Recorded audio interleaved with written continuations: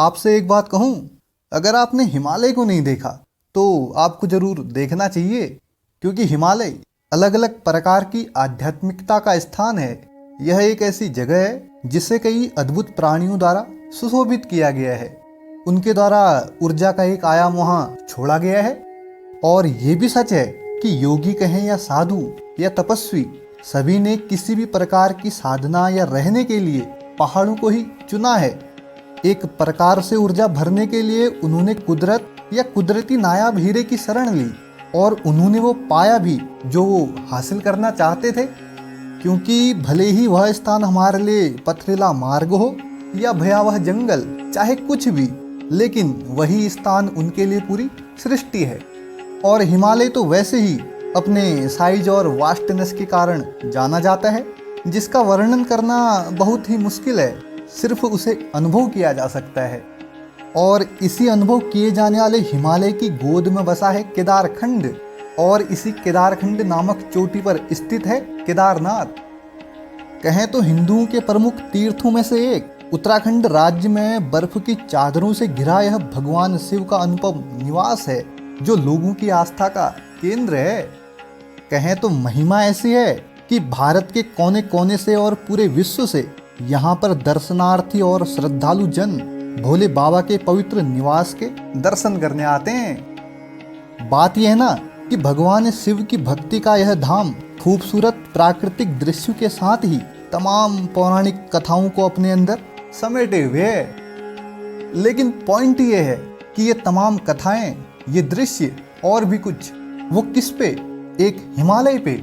जैसे हिमालय के कुछ एरियाज में पर्यटन अपने चरम पर है, लेकिन कुछ एरियाज में बहुत ही शक्तिशाली ऊर्जा व्याप्त है। कहें तो हिमालय के द्वारा एक प्रकार का आभामंडल इकट्ठा किया गया है, तभी शायद एक व्यक्ति उस चीज की तरफ खींचा चला जाता है जो उसे अध्यात्म के एक नए दौर पर ले जाता है। और इन्हीं शक्तिशाली ऊर्जा में आता है केदारनाथ, जो दुनिया भर से पर्यटकों को आकर्षित करता है, जो सांत्वना और ज्ञान की तलाश में यहाँ आते हैं, जो दुनिया का सबसे शक्तिशाली स्थान है। 3 वर्ग किलोमीटर के एरिया में फैला एक चतुर्भुजाकार चबूतरे पर शिलापाट द्वारा बनाया गया एक भव्य मंदिर है, और समुद्र तल से 3583 मीटर की ऊंचाई पर बसा हुआ है, जो 12 ज्योतिर्लिंगों और पंच केदारों में से एक है। और जब आप देखेंगे तो चोराबाड़ी ग्लेशियर के पास और मंदाकिनी नदी के तट पर बर्फ से ढके पहाड़ों के बीच स्थित केदारनाथ आसपास के पहाड़ों के दृश्य का एक अद्भुत नज़ारा प्रस्तुत करता है। अब थोड़ा यहाँ पे नेचर ऑफ केदारनाथ टेम्पल की बात करें तो केदारनाथ मंदिर पहाड़ों और नदियों से घिरा हुआ है, जिसके तीनों तरफ 22,000 फुट ऊंचा केदार पर्वत है, तो दूसरी तरफ 21,600 फुट ऊंचा खर्चकुंड पहाड़ है, और तीसरी तरफ 22,700 फुट ऊंचा भरतकुंड का पहाड़ है। और सिर्फ यही नहीं, मंदिर के आसपास 5 नदियों का संगम भी है, जिनमें मंदाकिनी, स्वर्णगौरी, सरस्वती, शीरगंगा और मधुगंगा शामिल हैं। और मंदाकिनी तो बाजू से होकर बहती है। आप इमेजिन कर सकते हैं अपने मन में कि वो किस तरह का नज़ारा दिखता है। तभी तो खाली थोड़े कहा जाता है कि हिमालय, जिसको हम सिर्फ अनुभव कर सकते हैं, वर्णन करना तो बहुत दूर की बात है। क्योंकि अगर हम हिमालय के सामने अपने आप को देखेंगे तो कुछ इस प्रकार लगेगा कि हिमालय के सामने एक चींटी खड़ी है। थोड़ा आगे चलें तो हमने बात करी थी ना कि 12 ज्योतिर्लिंगों में से एक है केदारनाथ, परंतु इस ज्योतिर्लिंग का आधा भाग नेपाल के पशुपति नाथ में स्थित है। कहा जाता है कि पशुपति नाथ मंदिर का संबंध केदारनाथ ज्योतिर्लिंग से है। ऐसा माना गया है कि केदारनाथ में शिवजी के बैल अवतार के पीठ का भाग है और पशुपति नाथ में मुख भाग है। और पंच केदार की कथा के अनुसार जब भगवान शिव ने पांडवों को बैल के रूप में दर्शन दिया और धरती में समाने लगे, तो उस समय ही भीम ने उनकी पूंछ और कुबड़ पकड़ ली। तब केदारनाथ मंदिर से उनका पीठ वाला भाग बाहर आया, तो वहीं पशुपति नाथ में स्थित मंदिर से उनका मुख भाग जमीन से बाहर निकला।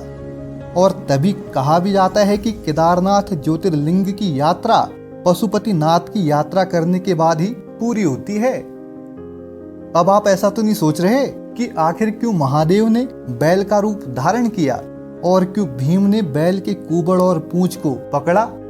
अगर आप ऐसा सोच रहे हैं तो सुनिए कि बात है महाभारत के खत्म होने की, जिसके बाद पांडव भगवान शिव का आशीर्वाद लेने के लिए यहाँ पहुँचते हैं, जिसका कारण था महाभारत के युद्ध में अपने भाइयों, रिश्तेदारों और भी अन्य लोगों को मारने के अपराध की क्षमा याचना। लेकिन कहा जाता है कि भगवान शंकर समाधि में बैठे हुए थे और न मिलने के लिए वह गुप्त काशी चले गए और फिर बैल का रूप बनाकर भगवान शिव गढ़वाल हिमालय में घूमने लगते हैं ताकि उन्हें कोई पहचान न सके। लेकिन पांडवों द्वारा पहचान लिए जाते हैं और जिस पर भोलेनाथ ने हमेशा के लिए भूमिगत होने का फैसला किया और जमीन के नीचे गोता लगा दिया। और फिर भीम ने जो किया वो आप जानते हैं। और इसी कारण आज भी केदारनाथ में भगवान शंकर के रूप में बैल के कुबड़ की पूजा करी जाती है। और ये एक प्रकार से केदारनाथ मंदिर के इतिहास की पौराणिक कथा भी है। और ऐसा कहा जाता है कि इसके बाद आदि शंकराचार्य ने इस मंदिर का जीर्णोद्धार किया था। अब लेकिन थोड़ा और अगर हम केदारनाथ मंदिर के बारे में और समझें तो ऐसा माना गया है कि अनंत रत्नों के जनक, अतिशय पवित्र, तपस्वियों, ऋषियों, सिद्धों, देवताओं की निवास भूमि पर्वतराज हिमालय के केदार नामक अत्यंत शोभाशाली श्रृंग पर महातपस्वी श्री नर और नारायण ने कई वर्षों तक भगवान शिव को प्रसन्न करने के लिए कठिन तपस्या करी।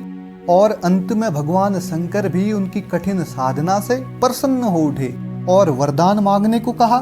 तब दोनों ऋषियों ने कहा कि हे देवादिदेव महादेव, यदि आप हम पर प्रसन्न हैं तो भक्तों के कल्याण के लिए आप सर्वदा अपने स्वरूप को यहाँ स्थापित कर दीजिए।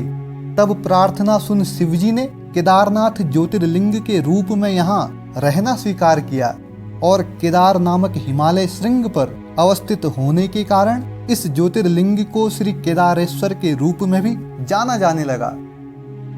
ये तो इतिहास की बात है, लेकिन क्या आपने एक चीज सोची कि एक ऐसा एरिया जो मंदाकिनी नदी का एकमात्र भूखंड है, और ये सोचिए कि आर्किटेक्चर आर्टवर्क कितनी गहरी रही होगी। ऐसी जगह पर भवन कलाकृति बनाना जहां ठंड के समय भारी मात्रा में बर्फ पड़ती हो और बरसात के मौसम में तो बहुत ही तेज गति से पानी बहता हो। और माना गया है कि यह मंदिर 400 सालों तक बर्फ में दबा रहा। शायद 13वीं सेंचुरी से 17वीं सेंचुरी के मध्य 400 वर्षों के लिए एक छोटा हिमयुग आया और मंदिर उस बर्फ में समा गया। और साल 2013 की वो आपदा जिससे आप सभी रूबरू हैं, और कहा जाता है कि उस टाइम तो औसत 375% अधिक वर्षा हुई थी। और इन सब चीजों के बावजूद भी जब मंदिर का एनडीटी टेस्ट हुआ तो उन्होंने कहा कि मंदिर पूरी तरह से सुरक्षित और मजबूत है। और एक सिंपल सी बात, आप आज के समय में एक बिल्डिंग बनाइए, अपने बच्चों, उनके आने वाले बच्चों को यह कहें कि आने वाले कुछ टाइम में तुम उस बिल्डिंग को देखना, तो वहां जाके क्या दिखेगा कि कहीं दीमक लगी है, कहीं पानी टपक रहा है। एक प्रकार से बिल्डिंग खंडित हो रही है। लेकिन केदारेश्वर के लिए वो समय है और ये समय है, और क्या पता आने वाला वो समय जहाँ एक ढांचा खड़ा नहीं होता, लेकिन यह मंदिर मन ही मन वहाँ खड़ा है और मजबूत है। और केदारनाथ मंदिर के वो पत्थर जिन्हें बिना किसी सीमेंट के एस्लर तरीके से एक साथ चिपका दिया गया, जिस कारण पत्थर के जोड़ पर तापमान परिवर्तन के किसी भी प्रभाव के बिना मंदिर की ताकत अभेद्य है। और हम ये मान सकते हैं कि मंदिर के निर्माण के लिए स्थान, उसकी दिशा, निर्माण सामग्री और यहाँ तक प्रकृति को भी ध्यान में रखा गया, जो कई कई वर्षों तक अपनी संस्कृति और ताकत को बनाए रखेगा।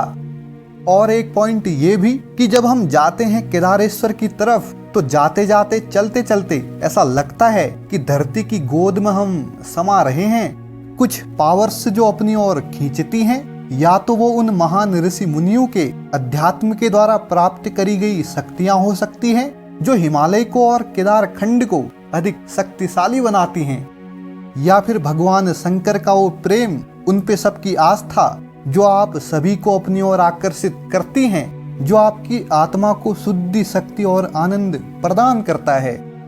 और ये तो कुछ नहीं, इससे भी और अधिक भव्य, सुंदर, मन को मोह लेने वाली आभा है केदार खंड की, जहां जाके मनुष्य एकदम शून्य हो जाता है, क्योंकि भगवान शिव तो वैसे भी शून्यता हैं। और एक बात यहाँ पे सिद्ध होती है कि हमारे लिए यह एक उदाहरण है कि हमारा वैदिक धर्म और हमारी संस्कृति कितनी उन्नत थी, जिसमें हमारे ऋषि मुनियों ने यानी वैज्ञानिकों ने आर्किटेक्चर, मेट्रोलॉजी, एस्ट्रोनॉमी, आयुर्वेदा में काफी तरक्की करी।